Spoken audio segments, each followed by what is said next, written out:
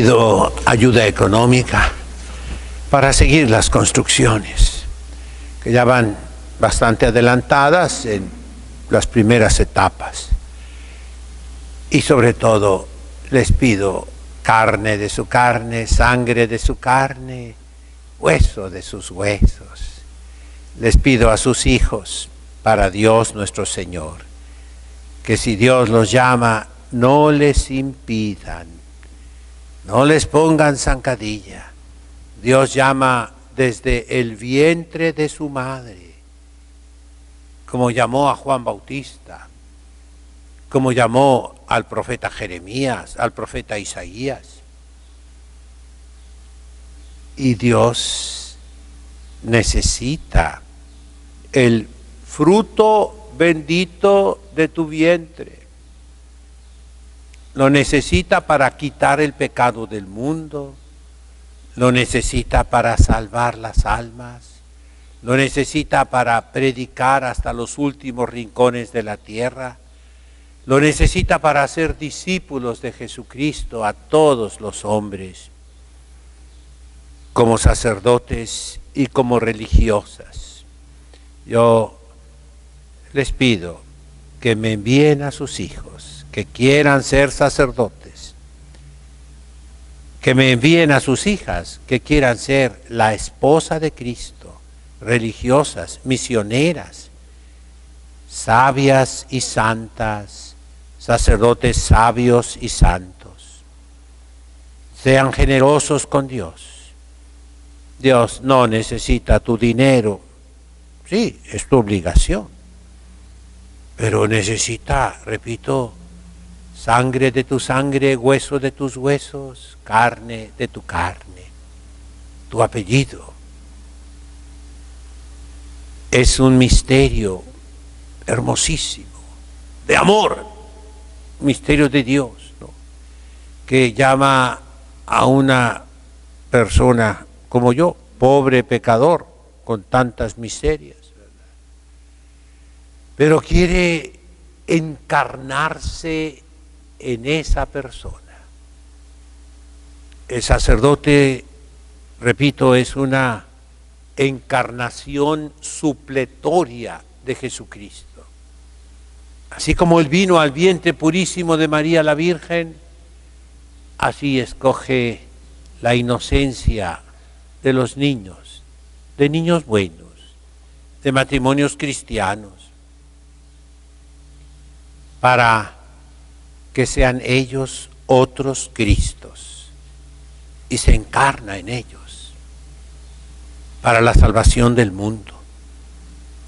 Y la religiosa es la esposa de Cristo, decimos, es la que lo acompaña como la Virgen Santísima al pie de la cruz, es la que recibe hasta las últimas gotas de su sangre redentora.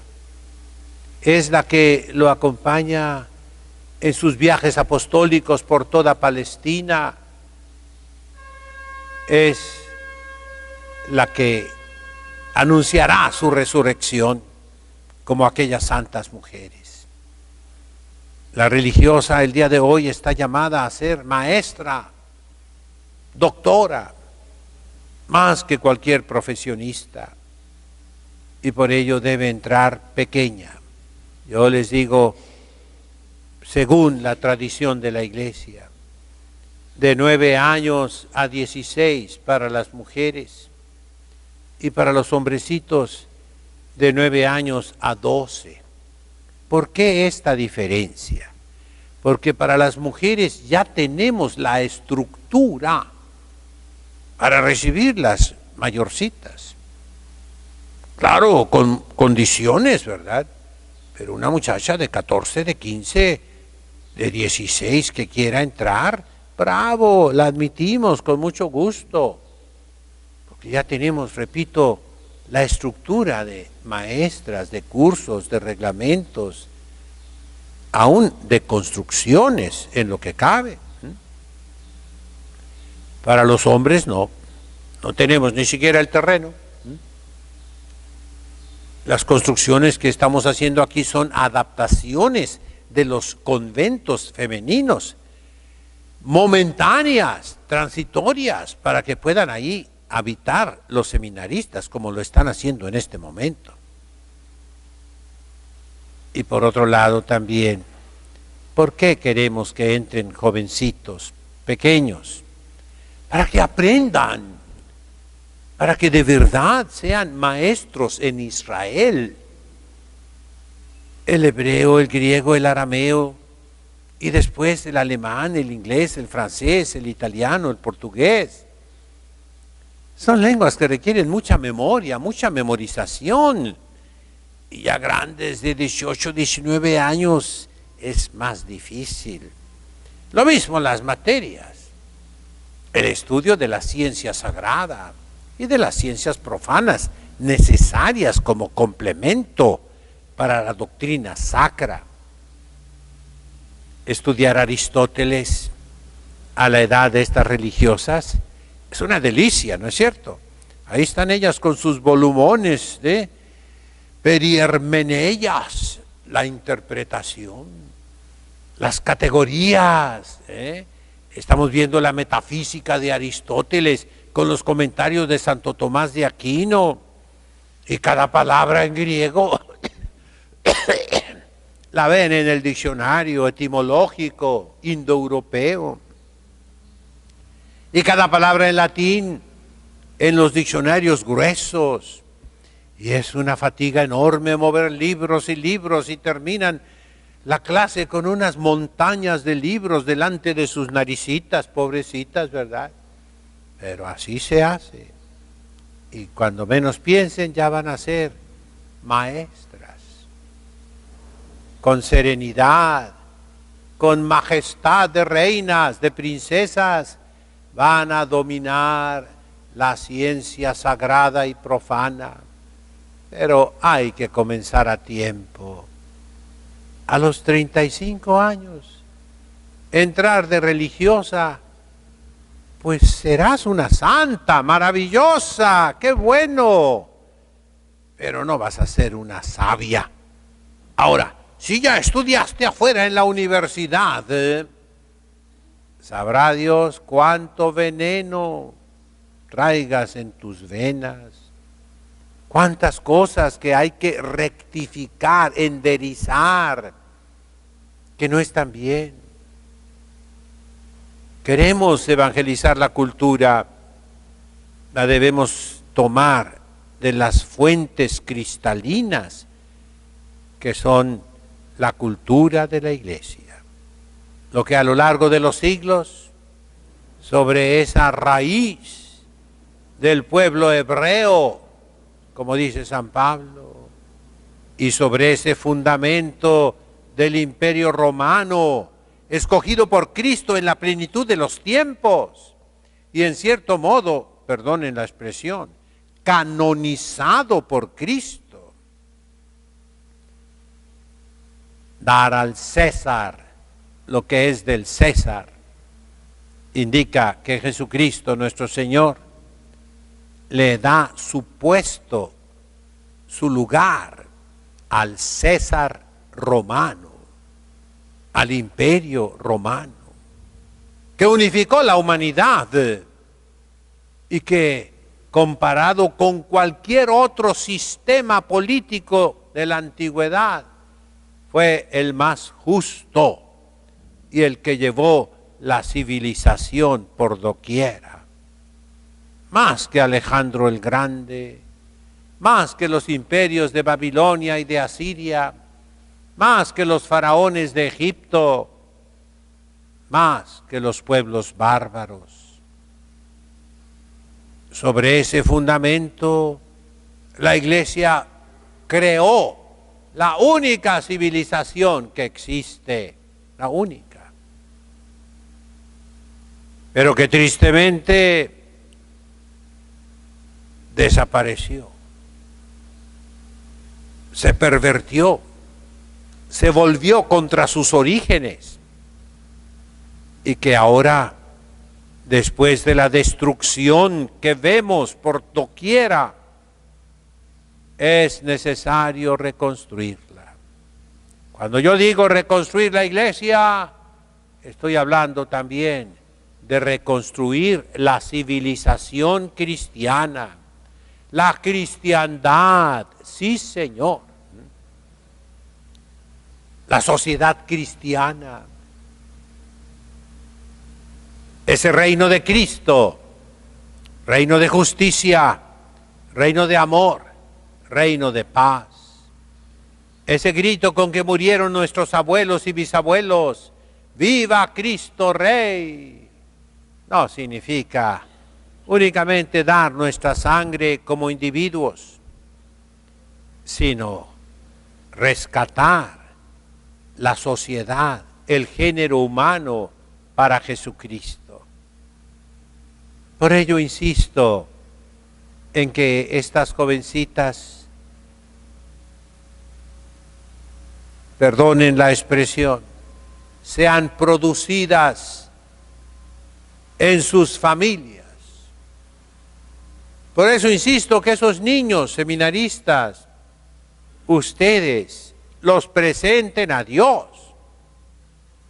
Qué alegría para un papá decir, mi hijo es médico, licenciado, contador, mi hijo está casado, tiene hijos, pero no has probado la alegría maravillosa de decir, mi hijo es sacerdote, mi hija es religiosa. A la hora de la muerte, el consuelo más grande para un padre, para una madre de familia va a ser ese. Tengo a mi lado un sacerdote, otro Cristo. Tengo a mi lado, o aunque esté lejos, la esposa de Cristo. Aquella que maneja el corazón de Cristo, porque esa es la esposa. El siervo teme y reverencia a su patrón.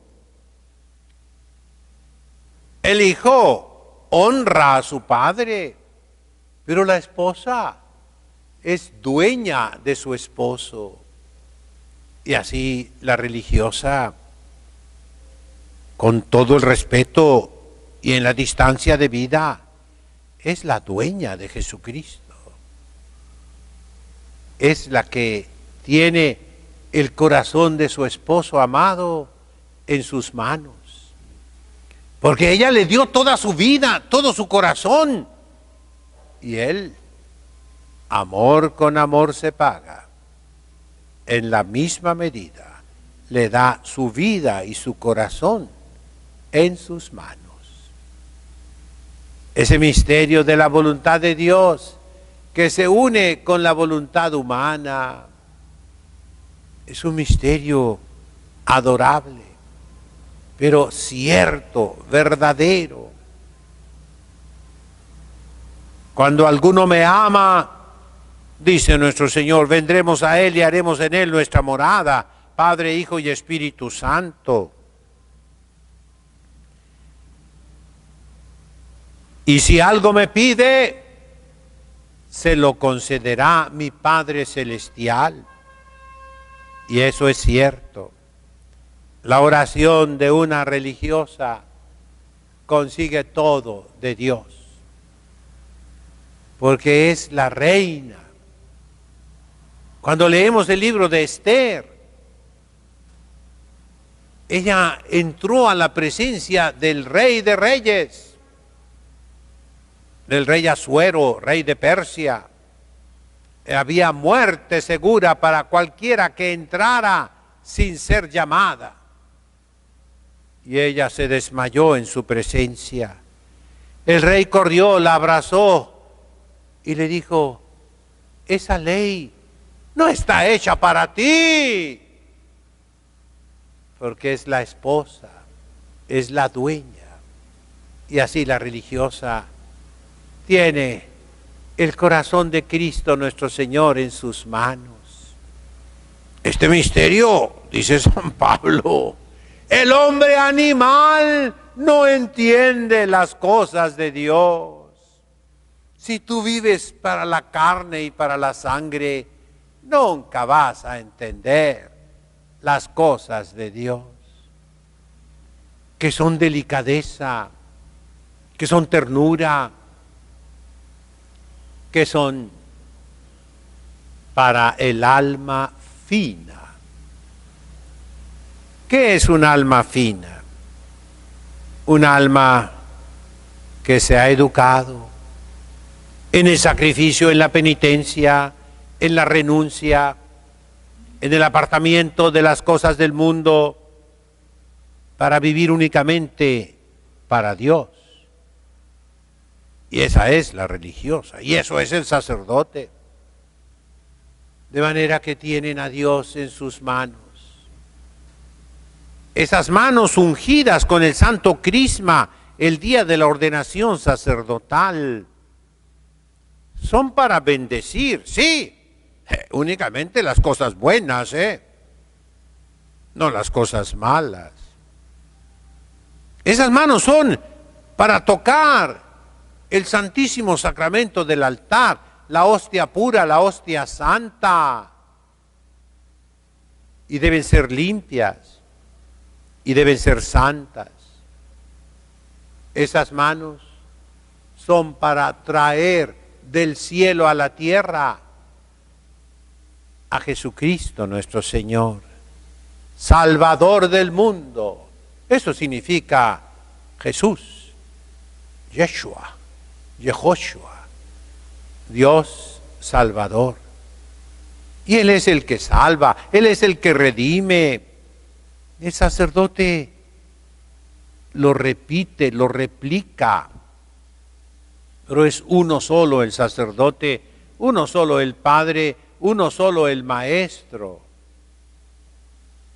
El sacerdote lo representa, lo reduplica, lo multiplica. Y la religiosa de otra manera, tal vez menos fuerte, menos violenta, pero igualmente eficaz. La religiosa domina la voluntad de Dios, porque Dios hace lo que ella le pide. Le decimos a la Santísima Virgen la omnipotencia suplicante. Omnipotencia supplicans, porque lo que ella le pide a Jesucristo, que es su Hijo, se lo concede. Y nunca va a pedir la Virgen algo que vaya contra la voluntad de Dios. Como una religiosa de verdad enamorada de Cristo, nunca va a pedirle algo que vaya contra su voluntad. Y ese misterio que no sabes dónde quedó la cosita, ¿quién manda en el fondo? ¿La religiosa o su esposo Jesucristo? Pues, del punto de vista nuestro, manda la religiosa. Porque tiene autoridad, como María Santísima, sobre el corazón de su hijo, ella, sobre el corazón de su esposo, la religiosa. Que este pensamiento no los maríe, sino que les haga admirar la vocación. ¿Qué es la vocación? Un llamado. ¿De parte de quién? De Dios Todopoderoso. Y a ese llamado debemos corresponder los papás con la generosidad de entregar lo más hermoso que tienen, sus hijos, que vienen de Dios, pero contigo se los das a Dios. Permítame aquí algo chusco. Había en Ensenada un periódico, La Cotorra, famosa, que era de oposición en tiempos que había un partido político en México que dominaba todo absolutamente. Y este periodiquillo era en contra del gobierno, sacaba todos los trapitos al sol. Y el gobierno lo cerró y volvió a abrirlo con otro registro, La Hija de la Cotorra. Y el gobierno se lo cerró y llamó otro y le puso la suegra de la cotorra. Y ya el gobierno se cansó y lo dejó un poquito, ¿verdad? Yo conocí a ese señor, era paisano mío de Colima. Y tenía 10 hijos. 3 hombres que fueron seminaristas, compañeros míos en el seminario. Se salieron, ¿verdad? Y 7 mujeres. Y ponía en el periódico, yo tengo 10 hijos, como en el catecismo. ¿Cómo dice el catecismo? Los mandamientos de la ley de Dios son 10. Los 3 primeros para el honor de Dios y los otros 7 para el provecho del prójimo. Y así decía, yo tengo 10 hijos. Los 3 primeros para el honor de Dios, están en el seminario. Y las otras 7 hijas para el provecho del prójimo. Y se reía uno, ¿verdad? En el momento de la muerte, ¿tus hijos para quién fueron?